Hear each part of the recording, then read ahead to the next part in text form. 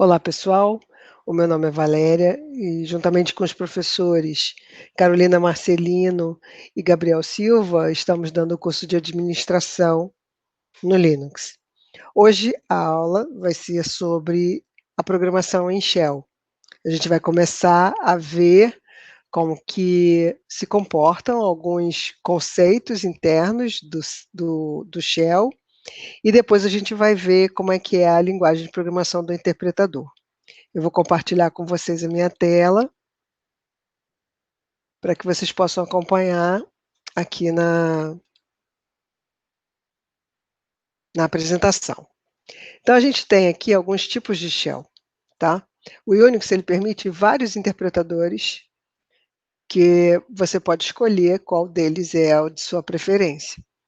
Mas os mais comuns são o SH, que é o Bourne Shell, que originalmente foi o interpretador de comandos do ambiente Unix, e o Bash, que é o Bourne Again Shell, que é o mais popular dentro do ambiente Linux e das suas diversas distribuições. Então, tem um número muito grande de interpretadores e você pode escolher aqueles que sejam mais interessantes para você utilizar. Cada um deles tem uma característica que mais ou menos é comum. Por exemplo, o C Shell, que é o CSH, onde a linguagem de interpretação dele é bem parecida com a linguagem C, tá? Então, são características que identificam, de fato, cada um deles, mas que todos eles têm uma semelhança.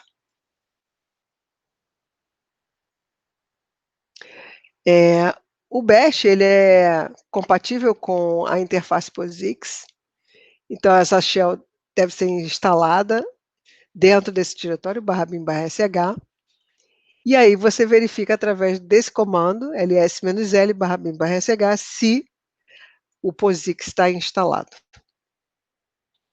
Os comandos, eles obedecem toda a orientação da linguagem Bourne Again. E antes de a gente entrar na programação Shell, você vai conhecer algumas coisas que são básicas dentro desse ambiente. Comandos Linux e Microsoft DOS, eles possuem muitas semelhanças, tá? E vocês vão ver que a única shell que existe no ambiente DOS é o Command Com, mas toda essa questão aí de forma de trabalho dentro do MS-DOS foi inspirada através do CP/M, que é um sistema operacional anterior a ele, que por sua vez foi inspirado no Unix, tá? E o Unix, ele é um sistema operacional bastante antigo, mas agora a gente tem o Linux que segue muitos padrões de desenvolvimento parecidos com o do Unix, mas que eles começam a ter propósitos diferentes de acordo com cada uma das distribuições. A primeira coisa que a gente vai ver é o redirecionamento, que é uma possibilidade que você tem de identificar uma nova entrada e uma nova saída padrão, uma nova saída de erros padrão. Então, inicialmente, você tem aí, quando você cria o seu programa, você tem 3 arquivos que são padrões dentro do ambiente Linux: o stdin, o stdout e o erro, que a gente chama de stderro. Todas elas são padronizadas e possuem os descritores de arquivos bem definidos dentro do ambiente Linux.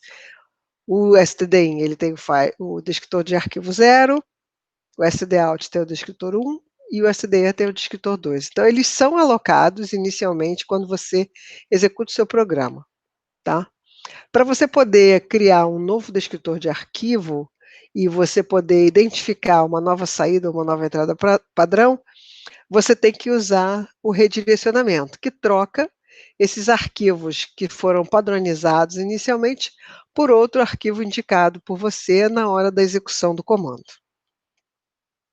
Aqui a gente começa com o redirecionamento da saída padrão, que normalmente é o monitor. Então, nesse exemplo aqui, você tem ls-l. Se você executar somente isso até aqui, você teria a saída desse comando no monitor. Mas aqui você está redirecionando a saída para esse arquivo aqui. Você redireciona usando esse símbolo aqui, que é o maior, é o sinal de maior. E aí o que vai acontecer? A saída do ls vai ser salva nesse arquivo lssaída.txt. Então ele salva essa saída nesse arquivo e não exibe mais nada no monitor, tá? O comando ls, ele lista o conteúdo de um diretório, tá? Então o redirecionamento, você tem que tomar cuidado, porque ele escreve sobre o arquivo, se ele já existir, tá? E apaga o conteúdo anterior. Nesse caso aqui, se esse arquivo já existisse com alguma informação, quando você executar esse comando, ele vai perder esse conteúdo e vai obter agora um novo conteúdo, que é a saída desse comando ls-l. Aqui eu tenho exemplos de redirecionamento com o comando cat. Cat, aqui eu tenho um arquivo de entrada maior arquivo de saída. Eu estou redirecionando o arquivo de saída e, ao invés de ser o monitor, passa a ser esse arquivo novorel.txt. Esse aqui é um outro exemplo onde ele está redirecionando vários arquivos para esse arquivo novorel.txt. Se esses comandos forem executados em seguida, todo o conteúdo que foi feito desse cat aqui vai ser perdido nesse novo cat, incluindo rel1, rel2 e rel3 nesse arquivo novorel.txt. Um exemplo de entrada rápida de texto usando o comando cat pode ser feito da seguinte maneira: cat, eu não tenho um arquivo de entrada, mas eu tenho aqui o redirecionamento para um arquivo de saída. Automaticamente o editor de textos, ele abre uma tela para eu poder direcionar o conteúdo desse cat para esse arquivo de saída. Então essas linhas aqui com esse prompt maior aparecem e eu vou digitando os comandos para que eu possa salvar nesse novo arquivo. Quando eu digito Ctrl D, ele marca o final do arquivo e fecha a edição. Para eu poder mostrar esse novo resultado, eu dou cat novorel.txt e aqui eu tenho o conteúdo que eu digitei. Para eu poder redirecionar a saída padrão com o append, ou seja, anexando ao que existe na saída do arquivo uma continuação, eu uso maior maior. Então, nesse caso aqui, eu não vou perder aquilo que já existe no arquivo e ele, além dele manter o que ele já tem, ele ainda vai incluir mais algumas informações, dependendo da forma como eu executo o comando. Então, aqui ele envia a saída do comando ls para esse arquivo lista.txt, usando esse redirecionamento, e agora eu quero que ele inclua mais informações dentro desse lista.txt e não perca o conteúdo anterior. Então, eu uso ls maior maior lista.txt. Como eu expliquei anteriormente, você tem os descritores de arquivos, e eu tenho dois arquivos de saída. Um é o arquivo padrão, o stdout, e o outro é o arquivo de erros. Para eu poder redirecionar o arquivo de erros, eu não posso usar simplesmente o maior. Ele vai identificar como sendo o descritor de arquivo de saída normal. Então, eu uso o operador 2 maior. 2 identifica o descritor e maior identifica a saída nova, que é o novo arquivo que eu vou definir aqui, que é a saída de erros. Então, ele é útil para eu poder, por exemplo, descartar a informação de erro, para ela não aparecer na tela durante a execução do comando. Aqui eu estou executando o comando kill, e eu tenho aqui os argumentos do comando kill, eu estou redirecionando a saída desse comando para killout.txt e estou redirecionando a saída de erros para killerr.txt. Tá?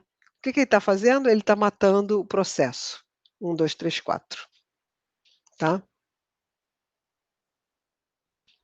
Aqui eu tenho exemplos de redirecionamento da saída de erros, né?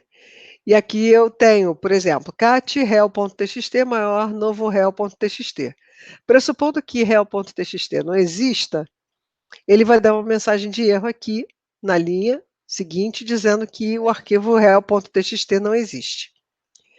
No caso, para eu evitar que essa mensagem saia no monitor, o que eu vou fazer? Eu vou fazer cat rel.txt maior novo rel.txt 2 maior erros.log. Então ele cria o arquivo erros.log e essa mensagem de erro vai para esse arquivo. Então aqui eu tenho cat erros.log, está aqui a mensagem de erro, já que rel.txt não existe. Existe uma definição de um arquivo no diretório /dev que se chama null. E esse arquivo é um arquivo que realmente não armazena nenhum tipo de informação. Se eu colocar aqui 2 maior /dev /null, ele não armazena absolutamente nada nisso aqui, é simplesmente como se eu estivesse jogando fora todas as mensagens de erro. Para mim, elas não me interessam. Então, eu coloco essa definição aqui. E a gente chama esse /dev /null de balde sem fundo, ou seja, todas as distribuições Linux definem esse arquivo dentro do diretório /dev. E você pode usar em qualquer uma delas, tá?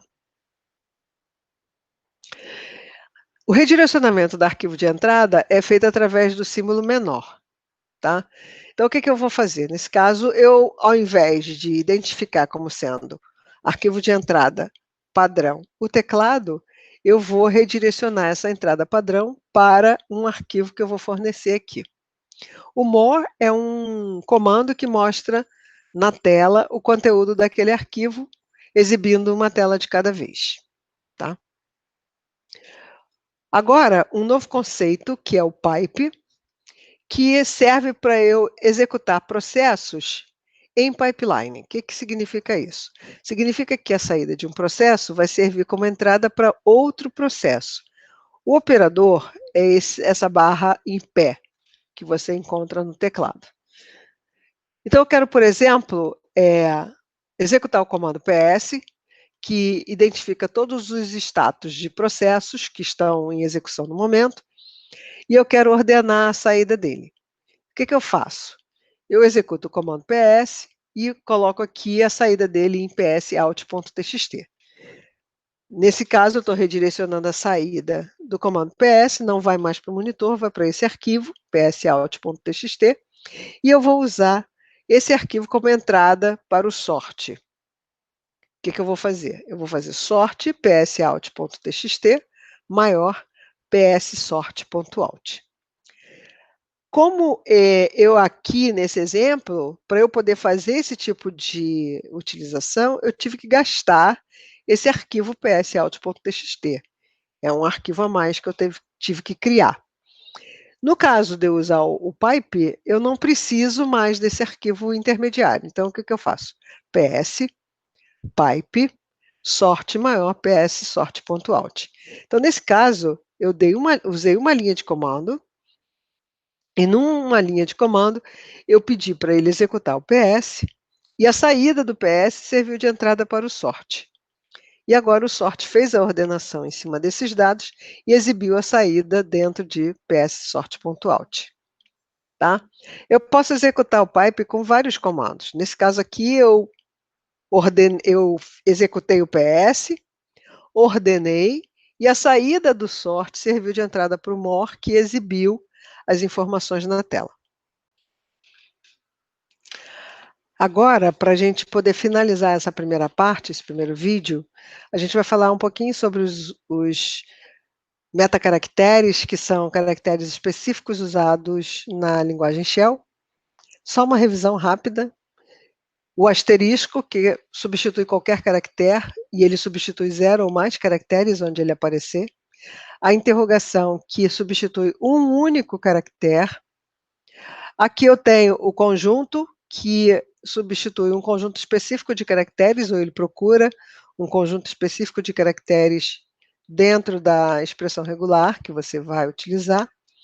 A negação desse conjunto específico de caracteres, que é esse chapeuzinho circunflexo, onde ele não considera o conjunto. A string, que agrupa strings que vão ser expandidos pelo shell. E a string, ela é apresentada entre chaves. Então, aqui eu dou um exemplo do uso de string com o comando ls my underscore, e aqui eu tenho uma composição para eu poder montar a minha expressão regular, onde eu tenho uma string que está agrupada com finger ou toe, e aqui eu tenho no final o S. Então, nesse caso, ele vai gerar ls my underscore fingers, o S faz parte, como aparece aqui, e ls my underscore toes, com o S no final, ok? Então, agora a gente vai passar para a parte de programação, a gente vai começar a partir do segundo vídeo, ok?